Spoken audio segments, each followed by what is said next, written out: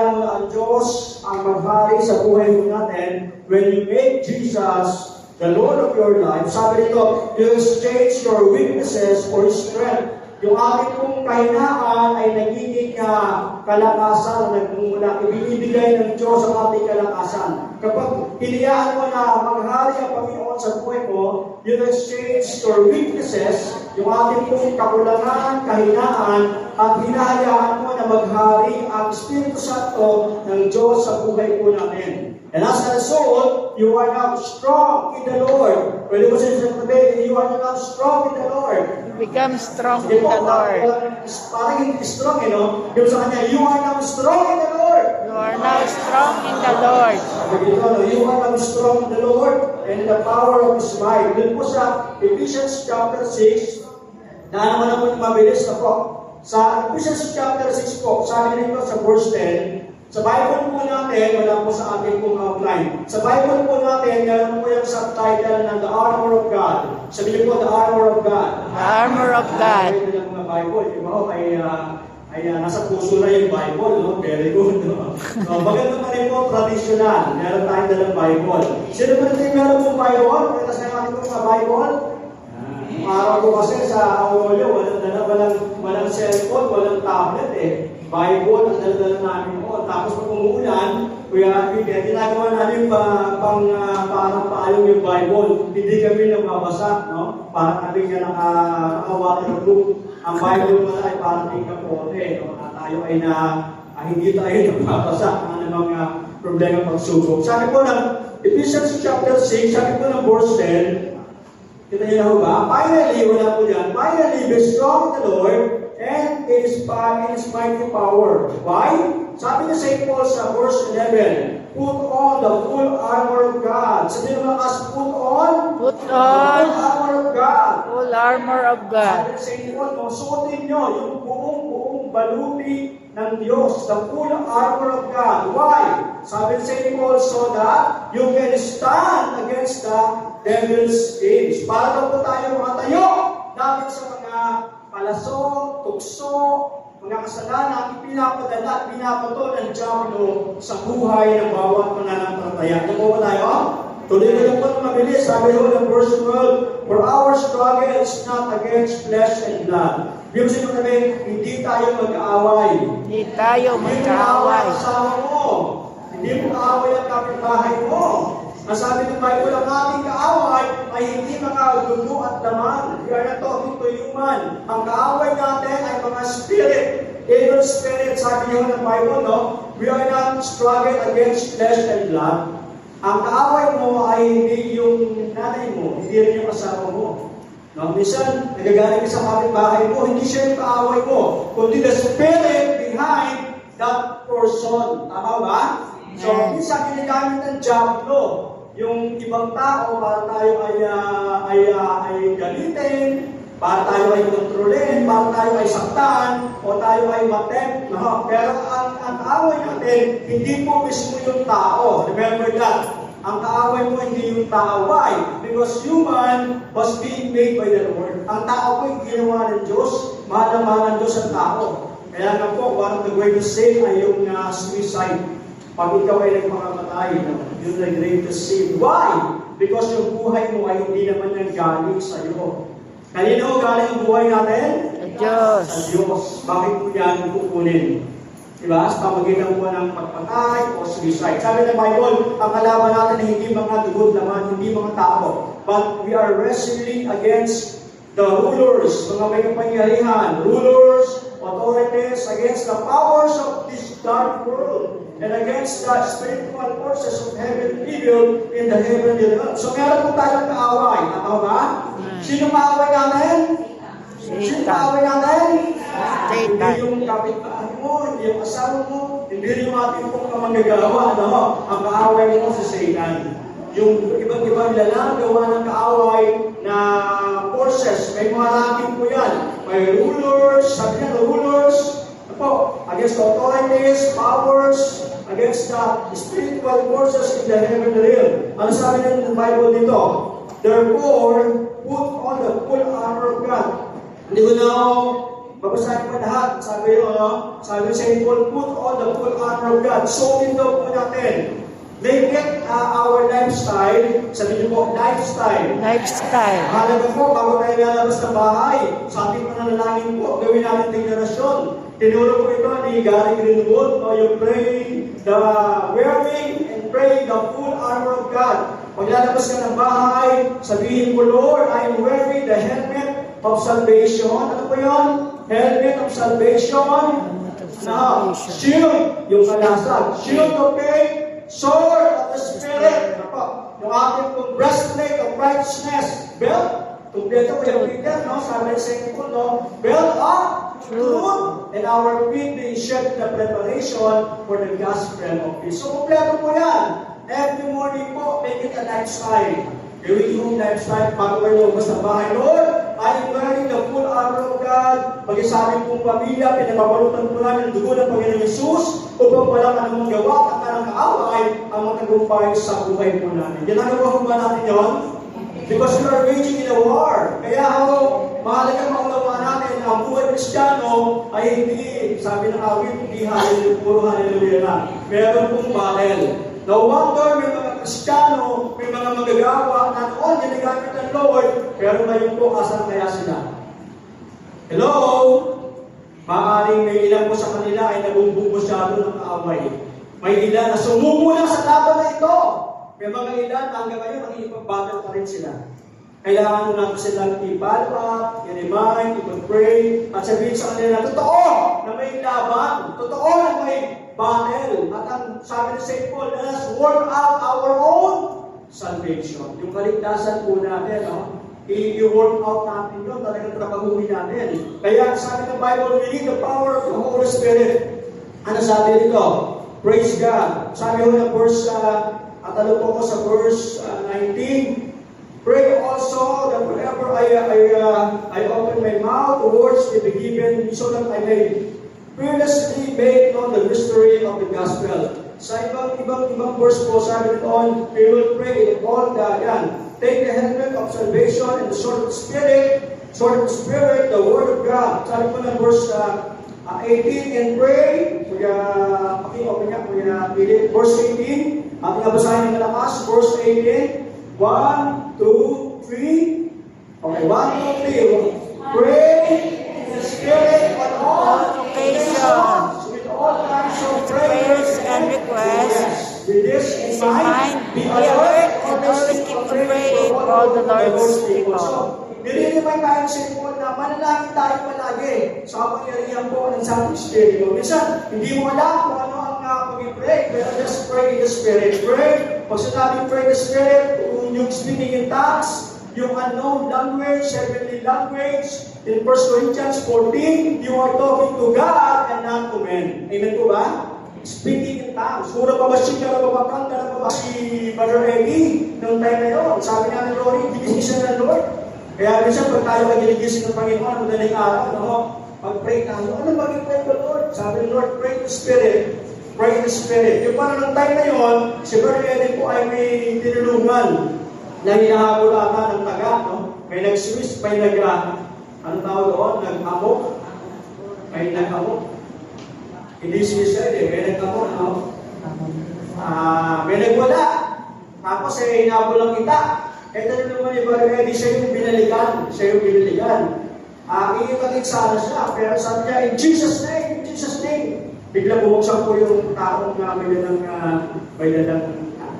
So, si Ate Doy po, nag-pray lang siya. Hindi alam kung ano ang nangyayari that time, but as you pray in the Spirit, may ginagawa ang Diyos. Amen po ba? Tayo po sa ating pong pamilya, sa ating pong kaibigan, sa ating kapwa. Minsan, hindi mo alam kung anong prayer request mo. Wala ka ng time para ate, ano na itong prayer request? Pag nilinyan ng Lord na mag-pray, on that very moment, mag-pray na tayo, pray the Spirit, muna mawasik ka na papapanda na pa. Also, we need to recognize the power of the Holy Spirit. Kaya sabi ng John chapter 20:21, again, Jesus said, my peace be with you. Kapayapaan ang iniiwan ko sa inyo. Ang sabi na, the Father sent me, so now I am sending you. So more on, ia-appoint na ng Lord ang mga disciple ready for the Great Commission. Ito ay preparation. Sabi niyo po, preparation for the Great Commission. Then verse 22, then He breathed on them. Hilingahan ng Lord sila. Siyempre, yung hinga na yun, pagmalatan. Releasing, yung hinga na yun, hindi yung basta huminga lang. Yun ay nire-release niya ang Holy Spirit ang anointing sa mga disciple for them to be prepared. Receive the Holy Spirit, sabi ng Lord. Sa Luke chapter 4, verse 18, ang Panginoon mismo ang sabi ng Lord, the Spirit of the Lord is, ano po sabi niya? Upon me. Nasa kanya mismo ang Espiritu ng Diyos. Why? Because the Lord, the God the Father and the Holy Spirit anointed Jesus, anointed Him. Ang sabi ng Lord, He has sent me to preach the good news to the poor. Ito ho yung sharing the gospel to the poor. Ito po, ang Panginoon mismo ho ay inanoint siya ng Holy Spirit. Kaya ang pangahalaga ng kapangyarihan ng anointing power ng Holy Spirit. To proclaim, release the prisoners. Pag sinabi pong prisoners, nakakulong, bondage, sabi niyo po nakabilanggo. Yung nakabilanggo, hindi yung literal na nasa rehas, kundi malaya nga sila, nakakakain, katrabaho, nag-aaral, natutulog, pero they are being bandaged. Gapos ng kasalanan, gapos ng bisyo, gapos ng kahirapan, karamdaman at sakit. Nakuha pa natin? So maraming mga tao, nakasalab mo, pero kahit ang trabaho, nag-overtime, kahit Sunday na pasok, pero yung buhay hindi nagbago. Bakit po? May spirit or bondage of poverty. Sabi na parang yung managbursa ay putas. Kailangan niya makalaya doon. Kahit ang trabaho niya ay napaka-workaholic niya, pero may spirit or bondage ng kahirapan, hindi siya makakaahon doon. Maliban, makilala niya ang Diyos at siya'y mapalaya. Amen po ba? Sabi nila yung pamilya nila, yung pamilya ng mga taong to, pamilya ng mga may sakit sa puso. Di ba? Yung mga ganun tayo narinig, no? O yung lahi nila, lahi ng mga hikain. Lahi ng mga antilikado, yung mga at the age of ganito, may namamatay sa pamilya. Naka-encounter pa kayo ng ganon? No? May ganun mga pamilya no, na hindi sila tumatanda kasi maaga na mamatay. May sumpa. Ang tawag doon ay genetic curse. Sabi po, genetic curse. So, hinalo wala po spiritual at saka sa welfare at saka sa anointing ng Holy Spirit. Masabi ni Jesus, no, ang Panginoon mismo bago siya gumawa ng deliverance, preaching the good news to the poor, proclaiming and release to the prisoners, and recover the sight of the blind, mismo si Lord. Masabi ng Lord, the Spirit of the Lord is now upon me. Mismo ang ating pong Panginoon Kristo, sinasabi niya siya muna tumanggap ng Espiritu ng Diyos. Kaya sabi ng Acts chapter 10, verse 38, Acts 10:38, how God, ano sabi? How God anointed Jesus of Nazareth with the Holy Spirit. Sabi niyo po, Holy Spirit. Holy Spirit. And power. Okay? Pakita niya, Kuya Philip.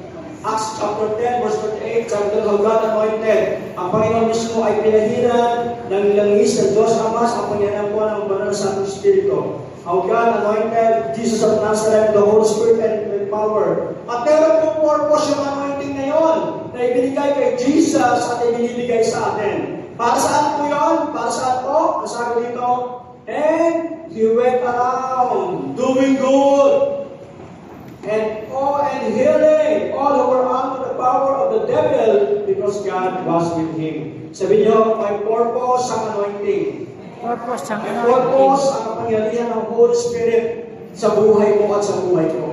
Hindi po yung basta anoint ka, bumagsak ka, umiyak ka, nararamdaman mo yung kilabot, okay na. No! Meron pong pinapagawa ang Diyos sa atin. Hindi po ba? At yung parang ng Panginoon, praise God. God's Spirit is not about you to give you the power to live like Jesus. Amen? Sa atin daw po ibigay ang Espiritu ng Diyos para magkaroon tayo ng kapangyarihan na mabuhay kagaya po ng ating Panginoong Yesus. Tandaan po natin ito. Sa ating sariling lakas, kakayanan, hindi natin kaya mabuhay na may kabanalan. Tama ba? In your own strength, hindi mo kaya mabuhay na may katuwiran. Hindi mo kaya mabuhay na ayon sa kalooban ng Diyos in your own strength. Pero dahil tinanggap mo si Lord bilang Lord and Savior ng buhay po natin, sabi dito, Jesus was the Son of God, And you are also the Son of God as well. Tayo ay napabilang. Sabi ng John chapter 1 verse 12, as many as received Jesus to them, He gave them the power to become children of God. So ang entry point, kinakailangan mo ng tanggapin ng Panginoon bilang iyong tagapagligtas. Kanya po ba tayo?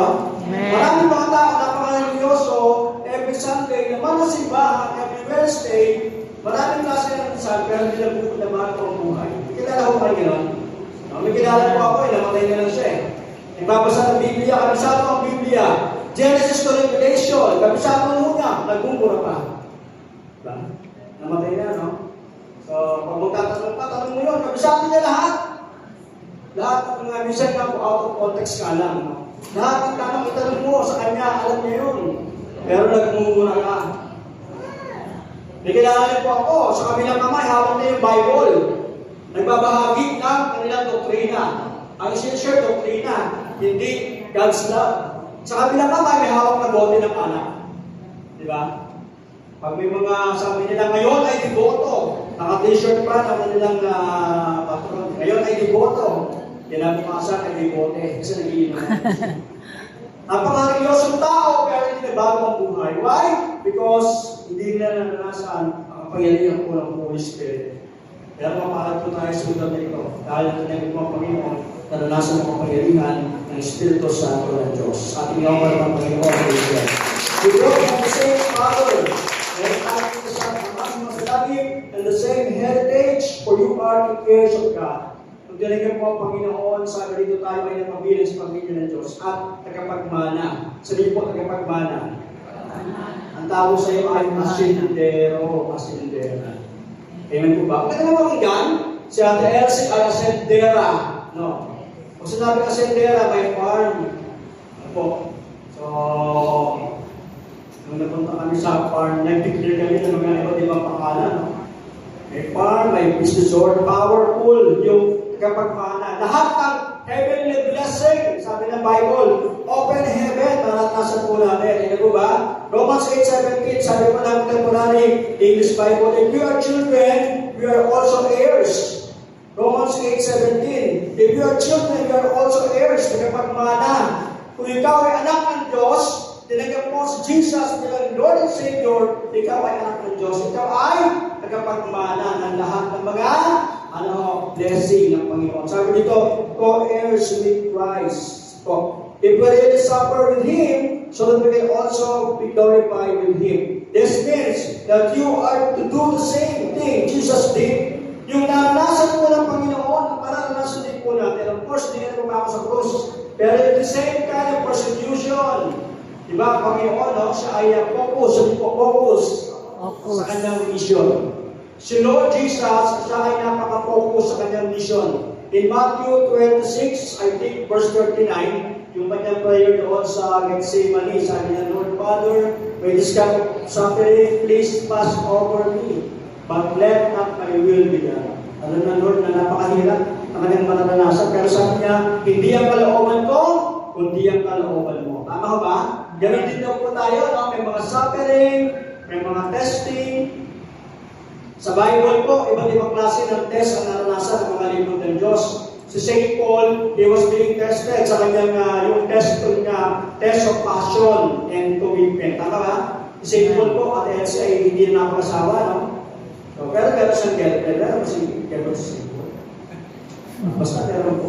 May mga question. Pero yung buong buhay niya, ano siya ay born again, upon his conversion, inialay niya para maglingkod sa Diyos. At nag-church na maraming mga churches. Yung test of passion and commitment. Hindi agad siya natanggap sa grupo ng mga disciple. Dumaan mo na maraming taon bago siya nakubilang doon sa grupo ng mga disciple. St. Paul. Si Job ay na-test yung kanyang love and obedience to God. Love and loyalty. Si Job po yan, no? Para si Abraham. Si Abraham po, di ba? Binigyan ng Lord ng Isaac. Pero kahit Isaac siya, pwede siya to sacrifice Isaac dahil mahal niya ang Diyos. Minsan may mga Isaac mo tayo, no? Isaac mo, trabaho, yung blessing mo na bagong sariling bahay at lupa, na kotse, promotion, di ba? Minsan, Isaac yung binibigyan ng Lord sa atin. Pero ang tanong, sino mahal mo? Isaac o si Lord? Si Abraham po, pinatunayan niya kanyang loyalty and commitment and love for God. Pinili niyang ihandog si Isaac dahil mahal si Lord. Ngayon po, Sunday, maraming mga tao nasa mall, masarap matulog, pero because we love God, kaya pa tayo narito. Amen? At napatunayan po yun ng Lord, mahal na mahal ng Panginoon. Kali pa naman ang Panginoon. Sabi niya po, I say to you, he who believes in me shall do the work that I do. Sabi ng Lord. Gagawin mo rin yung mga bagay na ginawa ko. And greater works than this, John 14 verse 12, shall he do also, because I'm going to my Father. Sabi po, Christ-likeness.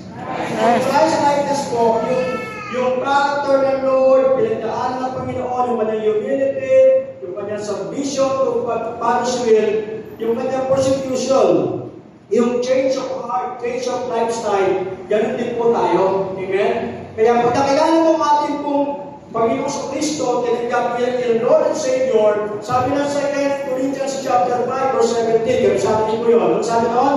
2 Corinthians chapter 5 verse 17, ano sabi? If any man who is in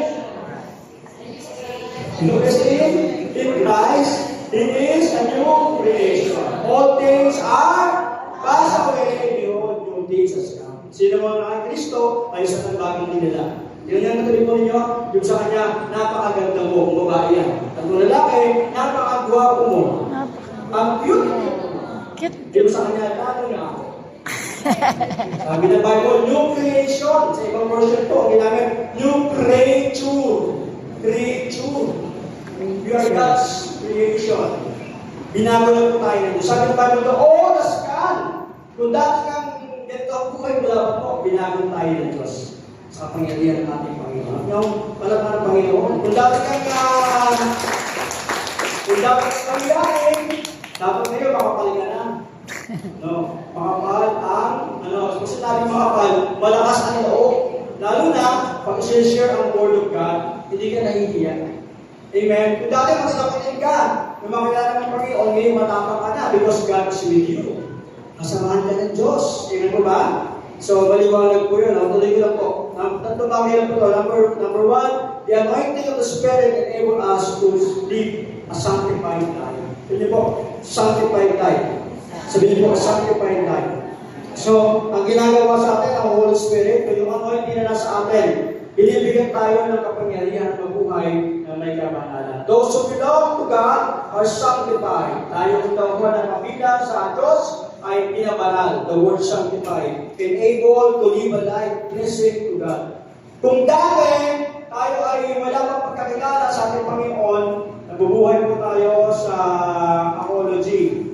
Ako muna ang maunang kumain, ako muna ang ganito, lahat no? Yung self-centered life.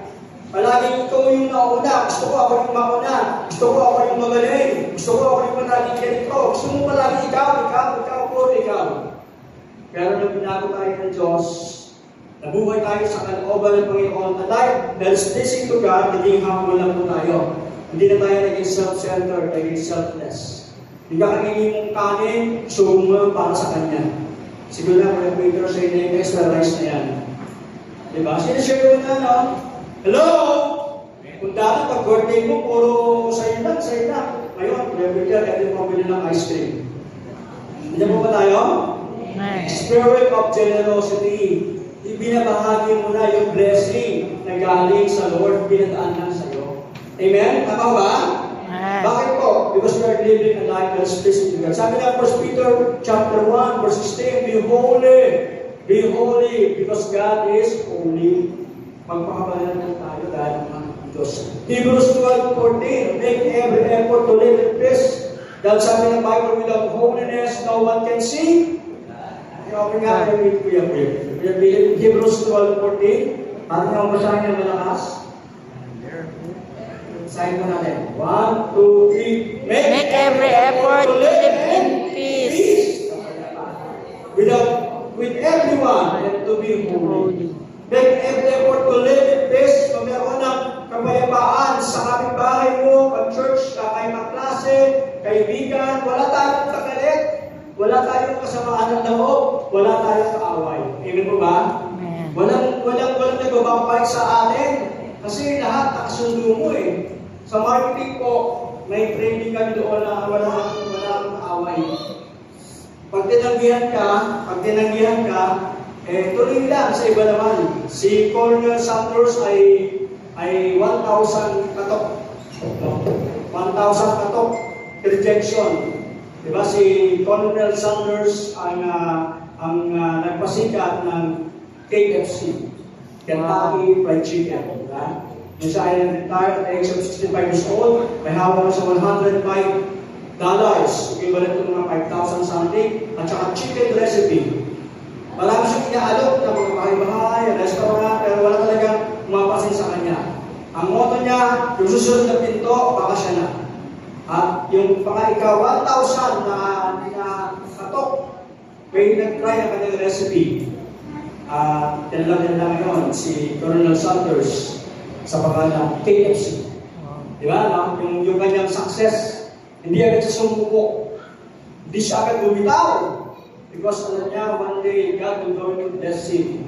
Amen po ba? Sabi ng Bible, now will make an effort to live in peace with everyone, kapayamaan, and to be holy. Why? Because without holiness, no one will see the Lord. At ito, palapan ng Panginoon. Ang bilis na ito, Philippians chapter 3, 16, 17, do you not know that you are God's temple? Ba't yung bang mawakit yung dibdib? Sabihin po, I am God's temple. I am God's temple. Iwanan po, nasabi sa ito, no? Do you not know that you are God's temple and that God's Spirit lives in you? Na kaya ang ang Espiritu ng Diyos, the teacher of the Lord ay God's temple. Nagdas na ako kay teacher of the Lord, nagbaback ako sa ngayon dito. May promotion dahil sa ating Panginoon. Itong palatangan ng Lord. Hindi na ako teacher, but sports pa ay mag-back up. Narinig ko, sabi ko, sino ba yung best namin, lalaki? Ganda ng boses. Sa restroom ako eh. Sabi ko, hindi naman si Lester yun. Ibang boss si Lester eh. Hindi rin si Brother Philip. No? Imposible. Iba ang calling ni Philip eh. Si Philip yung manager. Hindi siya yung pang-ano namin. Pang-special na. Ang ganda naman ang boses. Sino ba? Baka si ano? Si Kaya. Hindi rin pala, no? Yun naman pala ay si JP. Pala sa hindi mo hinahanap ng boss na musika ba? Musika ba? Diba may musika ba? Yung naipangarap ng grupo, musika ba? Sa Jeffrey sa bigyan sila ng grupo, musika ba? Ang mga puso. Hindi po, totoo po yun. So sabi ng Bible, ating pong katawan ng templo ng Espiritu ng Diyos. If someone destroy God's temple, God will destroy him. For God's temple is holy. Bilisan ko lang po. Which is what we are. The Holy Spirit is the agent in sanctification. Ang Holy Spirit po, siyang agent. Tumutulong sa atin ang Holy Spirit. Nagko-convict sa atin kung medyo nalalayo na po tayo sa Lord. Sa John 16, ang Holy Spirit po ay convictor, carry the truth. Maliwanag po sinasabi ng Lord, di ba? Sa John chapter 14, sabi ng Panginoon, unless the Holy Spirit will teach us in 4 days. Ang Holy Spirit po, Parakletos, the third person of the Trinity, sabi ng John 14. Open nga po yung verse 26, maybe yun. Bilis na po. At malagay dito sa verse na po, sobrang lamig. John 14, sabi ng verse 26, ang nabasahin ko malakas, 1, 2, 3. But after the Holy Spirit, whom the Father will send in my name, will teach you all things and will remind you of everything I have said. So, tinawag siyang advocate. Sa ibang version po, tinawag siyang counselor. Sabi niyo po, counselor. Counselor. Sabi ng verse 26, no? But the counselor, the Holy Spirit. Sino po yung counselor? Sino po yung advocate? Siya yung Holy Spirit. ng Diyos Ama sa atin, pag-akit sa langit ng ating Panginoon. But the advocate, the counselor, ano po trabaho ng Holy Spirit? Kung the Father will send in my name, I have told you. So, ang Holy Spirit po, share na rin naman sa atin ang mga pangako ng Diyos. Kapag may problema po tayo, diba, nililiman tayo na He is our great healer. He is our Jehovah Rapha, our great healer. He is our Jehovah Jireh, our great provider. Kapag nalulungkot ka sa problema, Sabi ng Bible, the joy of the Lord is our strength. Nanghihina ka, nagpapagod ka. Nire-remind tayo ng Holy Spirit ng mga pangako ng Diyos. Hindi po ba tayo? Amen? Kaya, pwede kang mag-pray, Lord, Holy Spirit, ano ang nais mong gawin ko?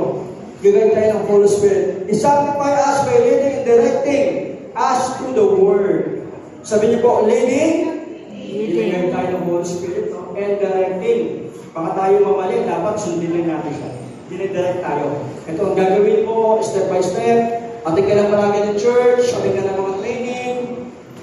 Leading ng Holy Spirit. Huwag kang pumunta dyan. Magkakasala ka dyan. Mag-compromise ka dyan. Kaya ngayon, full armor of God, yung ating mga kamay, ano ang ginagawa niyan, yung ating mga paa, saan napunta yan, ating mga bibig, ano mga sinasabi, ating mga mata, ano ang tinitignan, ano ang iniisip. So, nililid tayo ng Holy Spirit na mabuhay na may kabanalan. Ating mo, palapangan ng Holy Spirit. Number 2, the mighty Spirit empower us to live a life of service. Sabi niyo po, service. Service. Kaya hindi po pwede na pag tinigap po si Jesus din ang Lord and Savior, uupo ka lang every Sunday. Kaya nandun ko kayo. Yung sa kanya, hindi po pwede. Naupo lang tayo pag Sunday. Ang tawag doon ay Zimbabwe. Asa yung mga taga-Zimbabwe? Sa isang Antarctic ako, hindi ko alam kung bandang Amerika yun, Asia, Zimbabwe. Yung mga taga-Zimbabwe, Zimbabwe. Ang church, uupo, sasayaw, tatayo, mag-closing prayer, uuwi na. Pag may dumang problema, pagsubok, lugmok, nanlalamig, nawawala sa gawain ng Panginoon, nakakalimutan ng mga pagkakon ng Diyos. Pag may problema ba sa church, magpapalakas, Zimbabwe. Pag may problema ba sa church, pag may blessing, nakakalimutan ng Lord, Zimbabwe. Hindi po tayo tinawag para maging Zimbabwe. Tinawag po tayo para magagamit ang buhay natin, maglingkod sa ating Panginoon. Amen po ba? Si Rick Warren po, ang sabi, wala sa outline eh. Sabi ni Rick Warren, the greatest tragedy sa purpose, I think purpose-driven life, or our church, purpose-driven life. The greatest tragedy is not about death, but living a life without a purpose. So, ito purpose. Purpose. Para tayo ng buhay. Sabi ng commercial, para tayo bangon. Bangon para maglingkod at magamit ang buhay natin para sa karangalan po ng ating Panginoon. Living a life with a purpose. Kamusta po tayo? Anong ministeryo meron tayo? Anong mga talent na meron tayo? Na hindi mo pinapagamit sa Diyos. Delikado po yan. Pakalan po niya ng Panginoon. Kung ikaw ay umaawit, kanino ka umaawit? Ang nakalungkot, every Sunday, ang hina ng Cosmos Church, hindi ka lang kumakanta. Pero sa mga video okay, pagkasama mo din mga kaibigan, kamag-anak mo, Kristiyano ka, kumakanta ka ng mga word song. Sabihin na, born again yan. Pag ka na naman kinakanta niya, hasta ka, kabayo. Banal na aso. May kabayo? Banal na aso. Pagkasama mo yung pamilya mo, kumakanta ka ng mga word song, kaya nila. And yan, sinasabi mo na, be holy. Sila naniniwala sa akin. Kasi compromise tayo eh. Dapat tayo yung sa example. Tama ba? Tama. Hello? Magpakanta ka na ng mga holy God. Pakanta ka na lang ikaw ang gusto ng himala. At share natin yung minister. Paglilingkod, Exodus 23, 25 and 26, worship the Lord your God. Sa ibang version po, serve the Lord your God. Exodus 23, 25 and 26, serve the Lord your God, and He will going to bless you, your food and your water, and He will take away sickness and disease from you, and no one will be discouraged and be barren, and He will give you a full lifespan. Aking pong palapakan ng Panginoon. The condition is worship. Sabi niyo po, worship. Worship. Sa ibang version po, hindi ko alam kung NIV o King James, serve the Lord your God. Maglingkod sa Diyos. At kapag ikaw ay naglingkod sa Panginoon, He will go to bless you. Pagpapalain ka ng Diyos. So, ang pagpapala ay dumarating sa mga sumasamba sa Diyos. Sa mga naglilingkod sa Kanya. Askan po kapag ito ng mga handang maglingkod at naglilingkod sa Panginoon. Pwede bang walang pagsali ang puntos sa buhay? Sabi ng mga Malachi chapter 3, time will come. God will go to separate those who serve God and those who do not. Iba yung blessing ng mga naglilingkod sa Diyos doon sa mga hindi naglilingkod sa Kanya. Iba yung favor, iba yung promotion, iba yung breakthroughs. Do you believe that? Ikatabiho ba kayo? Sa Kanya, maglingkod na tayo sa Panginoon. Maglingkod na tayo sa Panginoon. God wants us to be empowered with the Holy Spirit to be a witness. Magamit po yung buhay natin na maging daluyan. Kapag ano po ang trabaho ng witness? Ang witness po, ang ginamit, ang pang-word niya na ginamit po. Asan si Ate Binet yan? Si Ate Binet, nasa Supreme Court, nasa court room. Sa courtroom po ay mayroong judge, may lawyer, may advocate. No? So, yung testigo, siya yung witness, di ba? Pinapasumpa, you will tell the truth and nothing but the truth. So, help me God. Sabihin yung Bible. Bakit po? Bible to. Dapat hindi ka pag-isinungaling. Kundi mo, kuryente ka, pag-isinungaling ka. Ang sabi niya, wala naman kuryente. Pero yun ang simbolo na kapag ikaw ay nag-quote, at ano mo sasabihin kung sino pa sinungalingan, pwede mo parusahan. Tama ba ang tingin, no? So pag gumawa ng kwento, at ano pa ka doon, pwede kang kasuhan. Accessories doon sa nagkasala. So delikado. Tayo, mga witness tayo ng kapangyarihan ng Diyos. Witness tayo ng kagalingan, himala, pagbabago ng buhay. Hindi naman ang Panginoon sa atin. Amen po ba? Ang tawag sa atin ng Life and Legas ay sabay-sabay tayo magiging saksi. Ano? 4 days of bag? Saksi! No? Saksi. Witnesses. Ano po trabaho ng witness? Pinapatuto mo yung ginawa. So, we will become a witness po doon sa saving, kaligtasan, healing, and delivering power of Jesus Christ to those around you. Sa iyong pamilya, kaibigan, kapitbahay. Alam ba ng mga anak mo na born again kayo? No? Na every Sunday, kaating ka ng church. Eh, kung hindi niya alam yan, kung tinakong ka na Sunday, kung kaya na ka mag-church, ano sila nagdating yan? Hindi naman masama po, kaya lang kung kaya na paalis ka ng church, excited ka to worship our God, biglang surprise! Ang dami namin! Kamag-anak mo nagdating yan, Sunday na umaga. Wala kang kaalam-alam. Ano gagawin mo? Akala nyo kayo lang ng surprise, ha? Surprise din! Aatin lang ako ng church! So, punta mo kayo sa mga magpulpul na kayo. Bago kayo bumalik sa bahay namin, tanghali na. Hindi naman masama, di ba? Mag-anak kami ng ulo, pero yung time para kayo, sinabaho namin hanggang daling araw ng Sabado. The joy of our God is our strength. Kami ni Pastora, magkabila kami na sila, nililinis namin. Taas siya, ako taas sa baba. Yung pato, asan, Lord, give us the strength, Lord. Tapos, tamo na pa ako, kaya ako lang kinubit sa kasilip. Kasi, kailangan nilisin yung labas, ang laki na harapan eh. Kami nga naman. Ako umulat. Lord, protect me, Lord. Wisdom. May paano mo kaya kailangan nilisin? Sabi, Lord, bahala ka na, Lord. Bahala ka na. Take over.